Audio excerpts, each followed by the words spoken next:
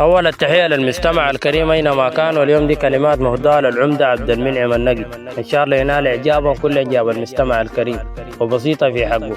عمدتنا الشامخ اللي المحن سدار تبشر بالعز بيمينك بقفاك في حليف رجال. حروفي مهما جيتها بنشوفها عليك قلال، العاجبني فيك متواضع مع الكبار والصغار، الما مصدق هسي لجليك ضيف في الديار، حين تلبيت بها ما بلحقك يا عبد المنعم مهما يقول بشوشة كريم.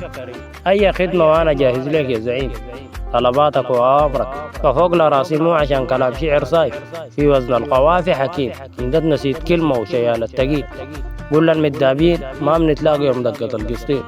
العمدة عمدتنا وارث العمودية من جدود قبيل، لك منا آلاف التحية عبر الحرف المتين وعديد. انت سيف العركة باقي ليك وزير، تاريخك معروف ما في داعي للتفسير، ارمي قدام ما تشتغل بكلام الناس، وعينة اللي بكتر العنصير. اياك عمدتنا وعمدة كل دار عقيل، انت سيف العركة باقي ليك وزير، تاريخك معروف ما في داعي للتفسير، ارمي قدام ما تشتغل بكلام الناس، وعينة اللي بكتر العنصير. اياك عمدتنا عمدة كل دار عقيل.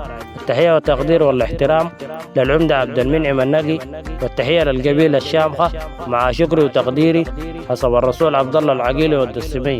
دمتم في امان الله، تحيات وافرة تصل للجميع يا مراحب.